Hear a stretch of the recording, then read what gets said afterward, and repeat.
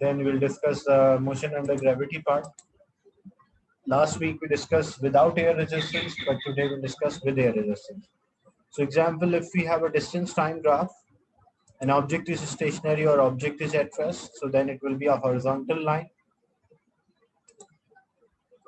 Same thing if object is moving in a straight line with a constant speed, so it will be a line with a constant slope.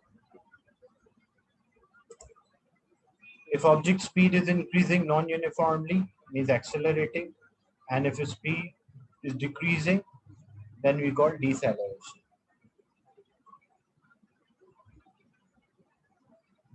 So today's topic is about motion under gravity with air resistance.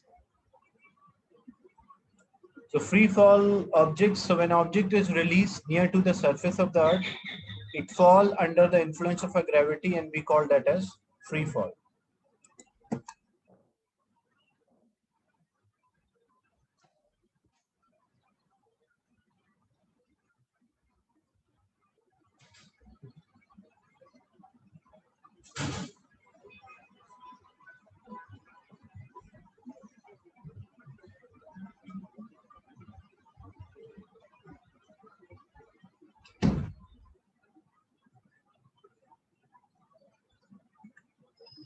So free fall, when object is released near the surface of Earth, it move or accelerate due to gravity, and we call that as a free fall motion.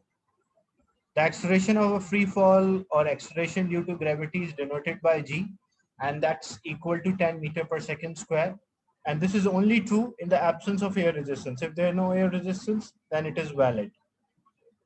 So example, if we drop a feather and a ball which is made up of lead from the same position, what we will observe, both will hit the ground or both will hit the base at the same time because they have the same change in speed, which is 10 meter per second square.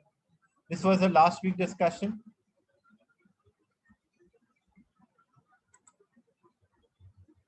Now, if there is air resistance, then what will happen?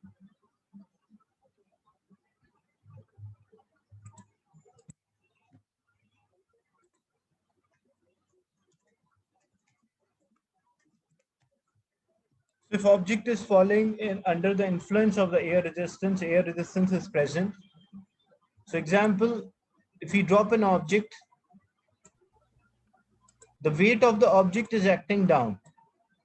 Say the object weight or weight of this object is equals to 100 Newton. And initially this object is at rest. So when we drop the object,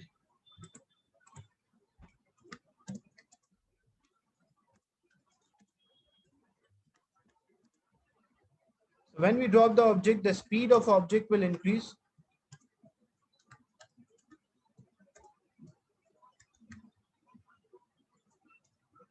Which increase the air resistance.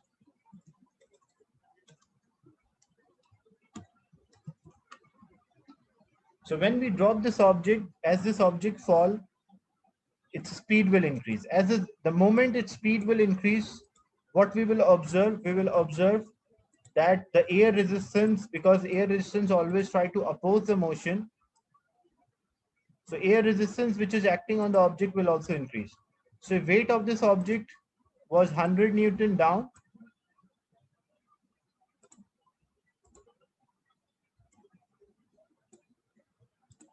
So weight is equals to 100 Newton down.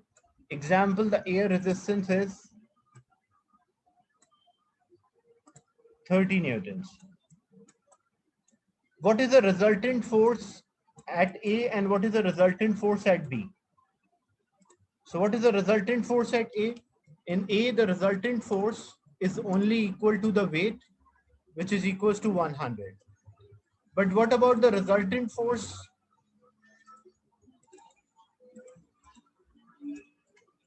The resultant force for the first part is 100. But what about the resultant force for the second part?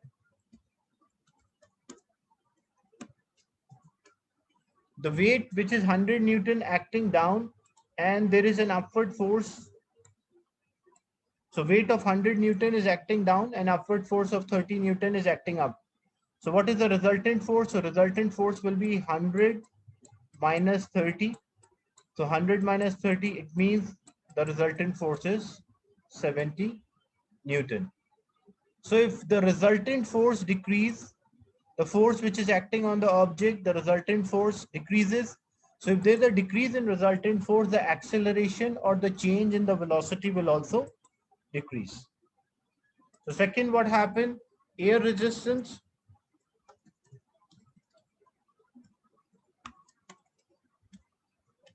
oppose the motion.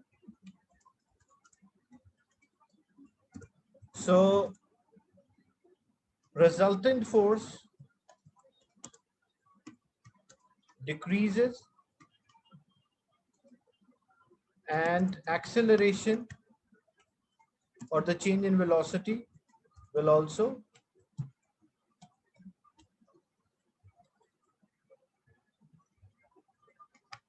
decrease. Is it clear? The second point. So first, what happened? The weight of an object is acting down, so it is accelerating first, and the resultant force is 100. But as it fall, the speed increases. As the speed increases, the air resistance will also increase, because if you are moving at a higher speed, air try to oppose your motion, or air molecules try to oppose your motion with a greater effect. So air resistance will also increase. Air resistance is always opposite to direction of the motion. So here the resultant force is 100 minus 30, which is equals to 70. As the resultant force decrease, the acceleration will also decrease, because the relation between force and acceleration, they are directly proportional. So if the resultant force is decreasing, the acceleration will also decrease. Then what happens? Eventually, the object will reach a point where the weight of the object and the air resistance balance each other. If weight of an object is 100 Newton, there's a point, weight of an object is 100 and air resistance is also 100. So when weight and air resistance balance with each other, what is the resultant force here? Resultant force is equals to 100 minus 100. So the resultant force is actually 0. So if the resultant force is 0, if the resultant force is 0, what we'll say, because if resultant force is 0, no acceleration. So when air resistance balance with the weight of an object,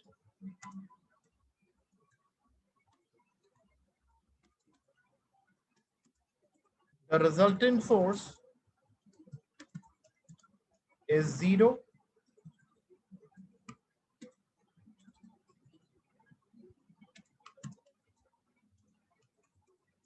The object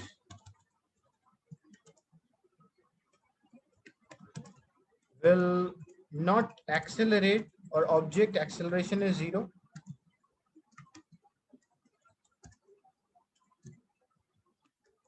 So it will fall with constant speed known as terminal speed or terminal velocity. Is it clear? The idea for a free fall object with air resistance, in the presence of air resistance, the weight, first initially the weight is the force acting, so object is accelerating.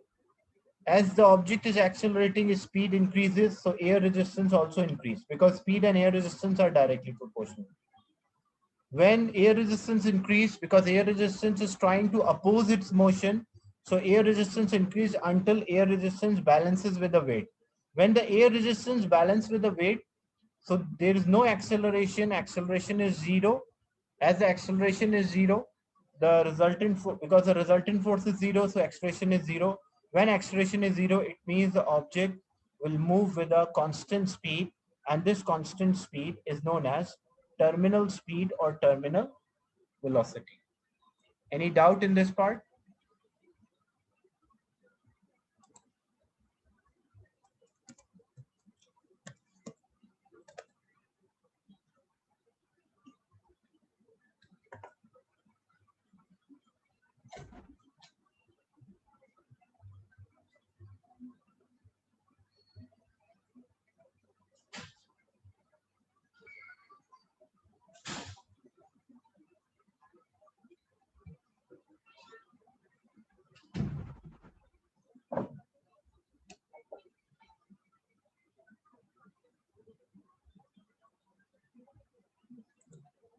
When the object is dropped from certain height in the presence of air resistance, first initially the weight of object is acting. Weight is a force, so whenever there is a resultant force, the object will have an acceleration. Due to this acceleration, the speed of object increase. As the speed increase, the air resistance will also increase. Air resistance oppose the motion. Weight is acting down, air resistance is acting up. So air resistance try to oppose the motion. So as the air resistance try to oppose the motion, the resultant force on the object decreases. So as the resultant force decrease, the acceleration will also decrease. And eventually the upward force, the air resistance balance with the weight. So there is no resultant force. If resultant force is zero, the object will not accelerate or it will fall with a constant speed. We call this as terminal speed or terminal velocity. Terminal speed or terminal velocity. And how, if we sketch a graph for this motion of an object,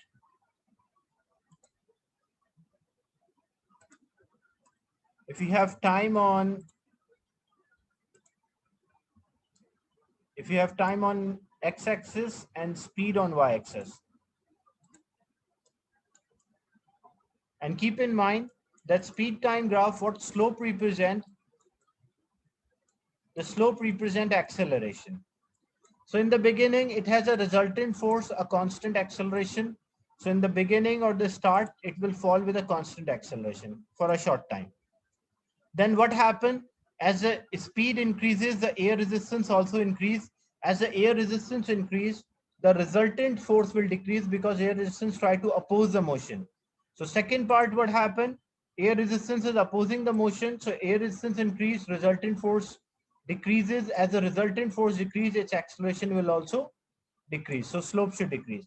And the third part, when there's no resultant force, the object will move with a constant speed, and we call that as terminal velocity or terminal speed. So at this point, acceleration is constant in the beginning. At this point, the acceleration is decreasing. And at this point, the acceleration is zero. When the acceleration is zero, that speed is called or known as terminal speed. Is it clear?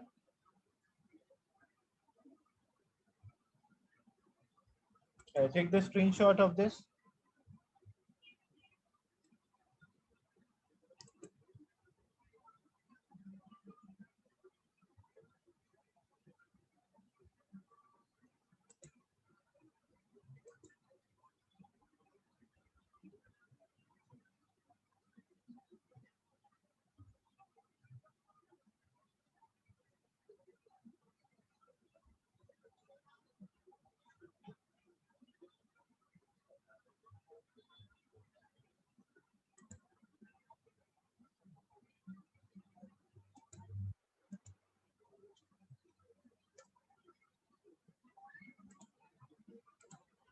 So if we sketch a free fall motion,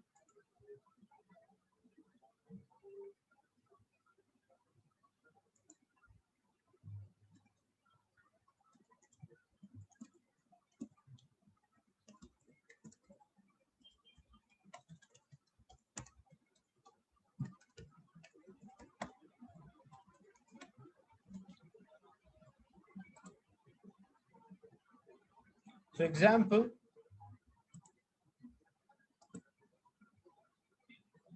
if you want to explain how the air resistance affects the motion of a parachutist or a paratrooper. So example, a parachutist is jumping from the aircraft. So as he jumps, the only force which is acting on him is weight. So when the parachutist jumps from the aircraft, his speed increases downward due to the weight of his body or the gravitational force. Then what happened? As his speed increases, so as the speed of a parachutist or a paratrooper increases, his air resistance which is acting on him will also increase, which oppose the direction of the fall or the downward motion, try to oppose. And then when his air resistance balance with his weight, So after some time, air resistance will balance with the weight. When the air resistance balance with the weight, at this point, there is no resultant force. If there is no resultant force, he will fall with a constant speed. And what we call this speed, we call this as terminal speed or terminal velocity. So if you want to sketch a graph for this part, so first, as he jumps, his speed is increasing with a constant acceleration. Then air resistance increases, so his acceleration decreases, and then he reaches the terminal velocity. This is a part of the graph. Now, if we consider, because for a parachutist, he will use a parachute to jump. So the moment he opens the parachute, his parachute, the upward force is more because parachute is having a large surface area. So he was falling down, he was moving down, but air resistance is larger because of the size of the parachute. So what will happen? He will decelerate. Decelerate means his speed will decrease. So when he opens his parachute, the air resistance suddenly increases and the speed decreases. And again, when his speed decreases, air resistance will decrease. Eventually, air resistance balance with the weight and he will fall with another terminal velocity. But this is lower. So 2 point, he is reaching a terminal velocity. First, without a parachute, he reaches the terminal velocity. And next is with the parachute, he also reaches the terminal velocity. But what is the difference between the two terminal velocity? Without a parachute, he was having a higher terminal velocity. So if this velocity, if he hits the ground, then it will be fatal or it can cause injury to a person. But using a parachute, he will move with a constant speed, lower terminal velocity or lower constant speed. So that is less likely injure a person. So if we complete this motion, so as he jumps, this is the part when he jumps, so his speed is increasing and he's having a constant acceleration.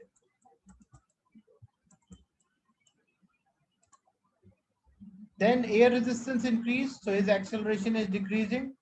Once air resistance equal to weight, he will move with a constant speed. This is a point he opens the parachute, so this will slow down and he will have a new terminal velocity.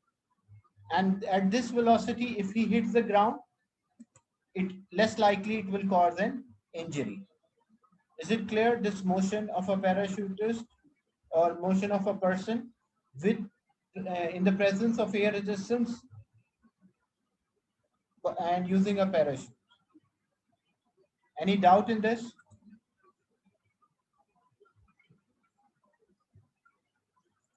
Feel free to ask question or if you have any doubt.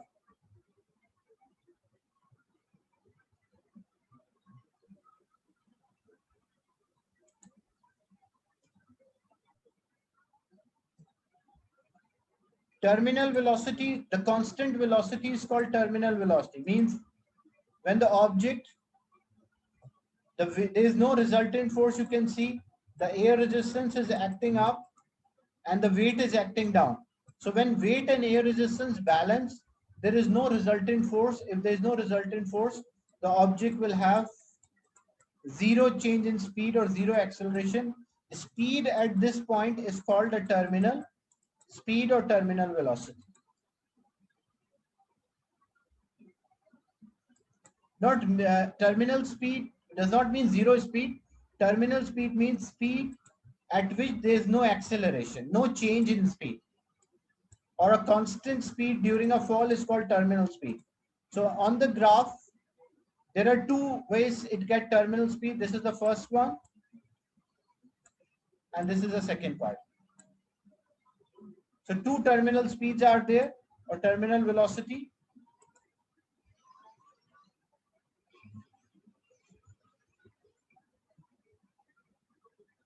At the last, why the speed was zero?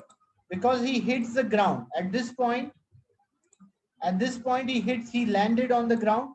So if he lands on the ground, his speed will become zero. But when he was moving with a constant speed, we call that as terminal speed or terminal velocity.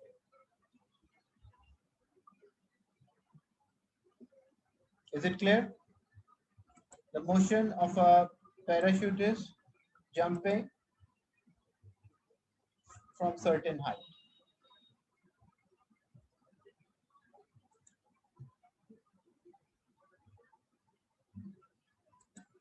Yes, he will continue to move with the terminal speed. Like example, if I say with numbers, say he jump when he jumps, initially his speed was 0, but as he jumps, maybe his speed is 30 meter per second. Then his speed continue to increase. Then it is 40 meter per second. But once the air resistance balanced with the weight, his speed will not change. It will remain the same speed. The moment he opens the parachute, so the moment he opens the parachute, because the air resistance is higher, so his speed will decrease. Like example, speed will become 20 meter per second. And as the speed decreases, the air resistance. So as the speed decreases, the air resistance will also decrease. And the new speed, it will remain same, like because the air resistance balance with the weight, so it will remain 20 meter per second. So he will land with 20 meter per second. So when he reaches the terminal speed, the speed will not change. When he opens the parachute, then the speed will change. The speed will decrease because there is more air resistance acting on the object.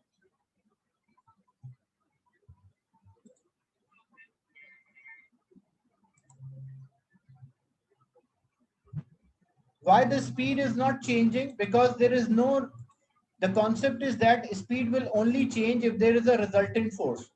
So at this point, why the speed is not changing? Example, if the weight is 100 Newton, the air resistance is also 100 Newton. So what is the result?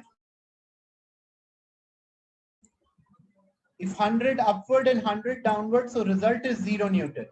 So if resultant force is 0, there is no change in speed.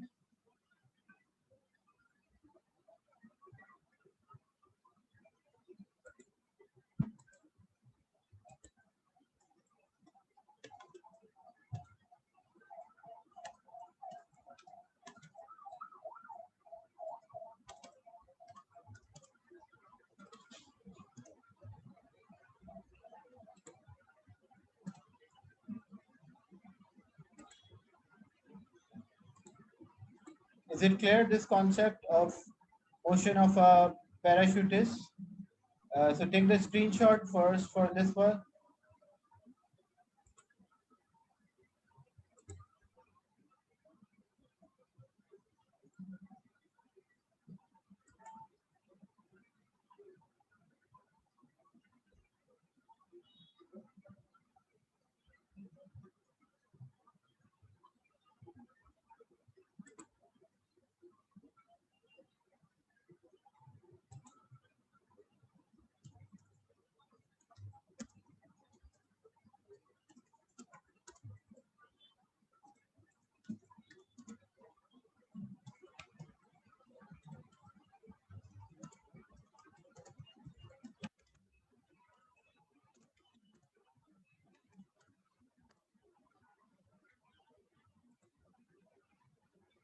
Then for the second part, when he opens the parachute,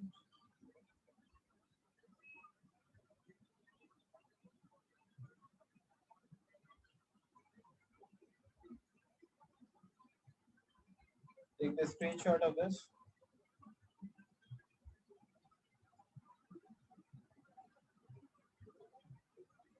And the last part is the graph.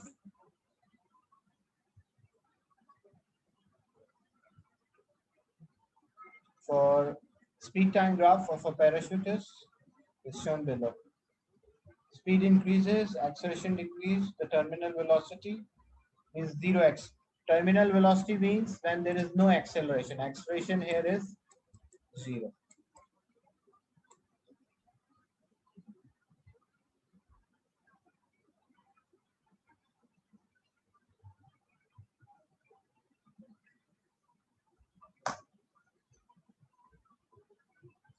So this is the effect of the force on the motion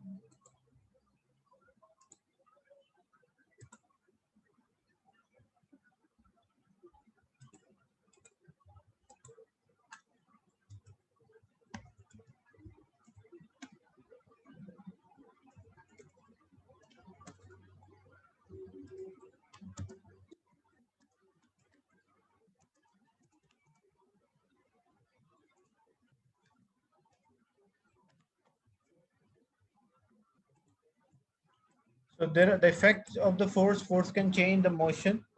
Force can change the shape of an object as well. Second effect.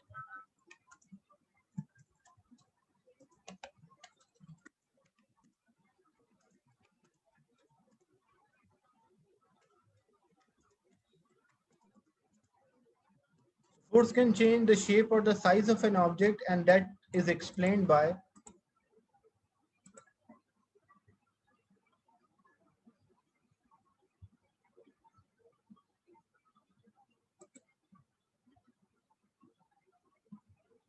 of an object.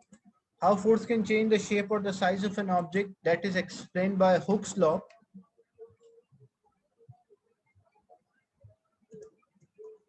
According to Hooke's law, resultant force is directly proportional to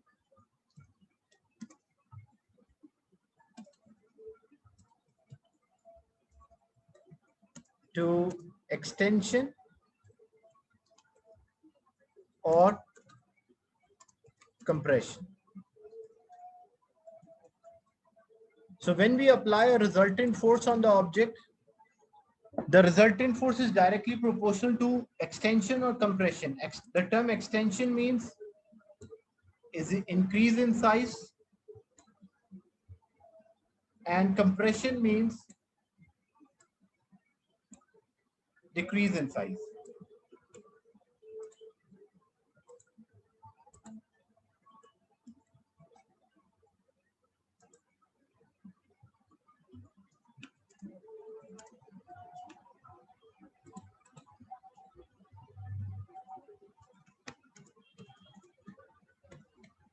So example, you have a spring, you have two springs, identical springs.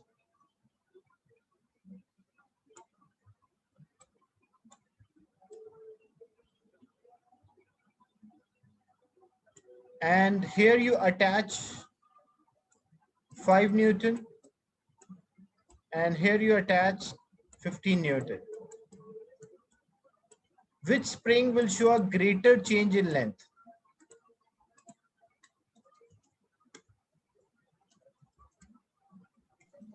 Spring B.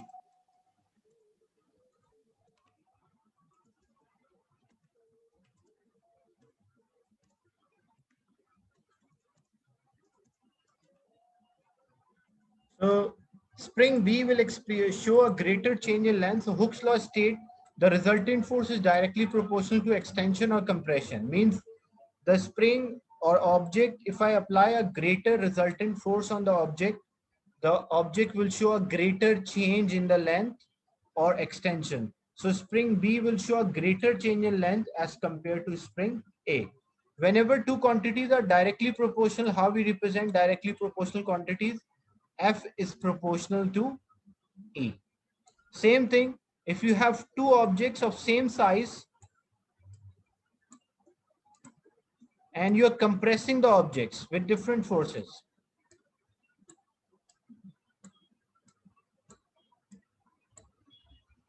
So here you apply a force of 3 newtons. The other example, you applied a force of 6 newton. Which one have a greater compression, greater decrease in size? A or B? B. B will have a greater decrease in size because B is having, and one side you're applying a force, like one side it is fixed, you're not applying from both sides if they're on the ground because you're compressing them. So B will have a greater compression or B will have a greater decrease in size as compared to A. So we can also say force is directly proportional to compression. Compression denoted by small c, extension denoted by small e. Extension means increase in length, compression means decrease in length. Is it clear? The idea that Hooke suggests that force and extension are directly proportional, or force and compression are directly proportional. So whenever two quantities are directly proportional, their ratio should be constant. So F divided by E should be constant, which is also known as K. Whenever two quantities are directly proportional,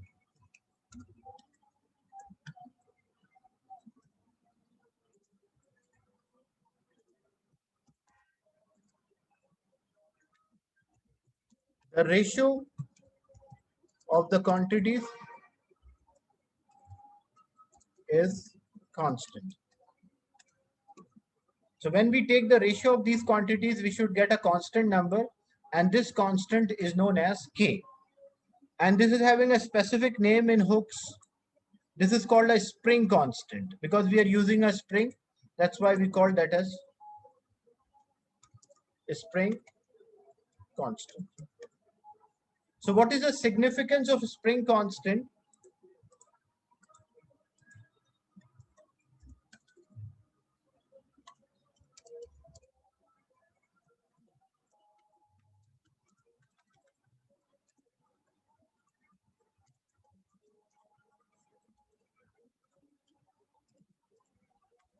So using a spring constant, what you can do, you can identify whether a springs are easy to stretch or difficult to stretch. So if value of a K, like example, the value of the K, each spring is having its own constant. The value of the K is 5 for spring A, and the value of the K is 10 for spring B. So which spring is easy to stretch and which spring is difficult to stretch, you can identify from value of a K. So if a smaller value of a K,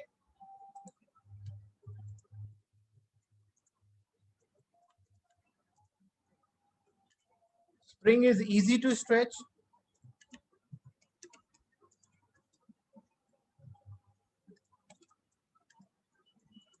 If higher value of a K, it is difficult to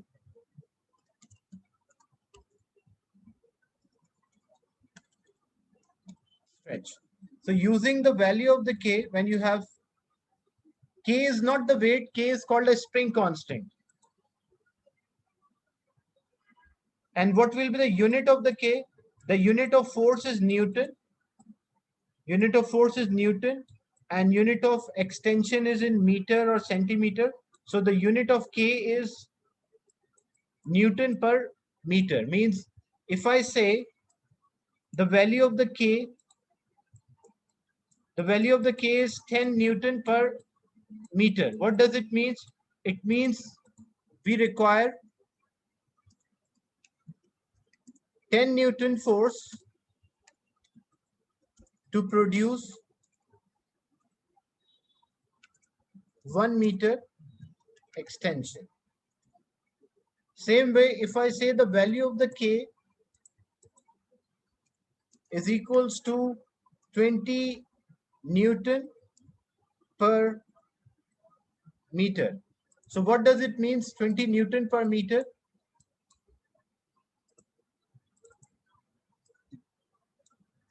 It means you required 20 Newton to produce 1 meter extension.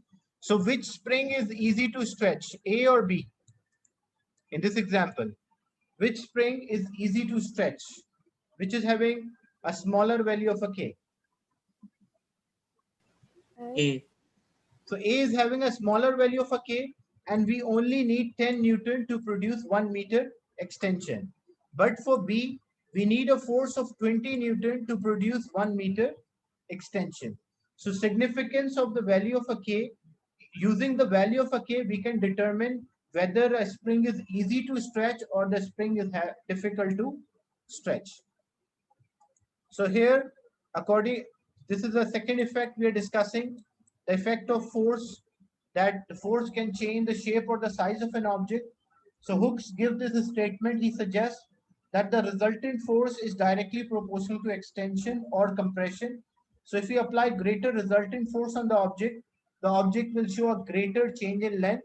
In O levels, you are learning only about the springs, but this law can be applied for different objects. But for O levels, you are learning only for spring. So in this case, as we know, we apply a force of 5 Newton and we applied a force of 15 Newton. So which spring show a greater change in length? The spring B will show a greater change in length as compared to spring A. So, or we can also say spring B is having higher value of a K and spring A is having smaller value of a K. Is it clear now? The concept of Hooke's law, force and extension are directly proportional. If you apply greater force on the object will show a greater change in length. Take the screenshot, then we'll do some questions related to this topic and the graph as well.